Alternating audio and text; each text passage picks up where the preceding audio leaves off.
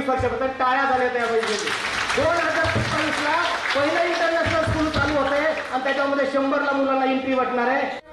धर्मीची हाल तुला जीवाचं रान करत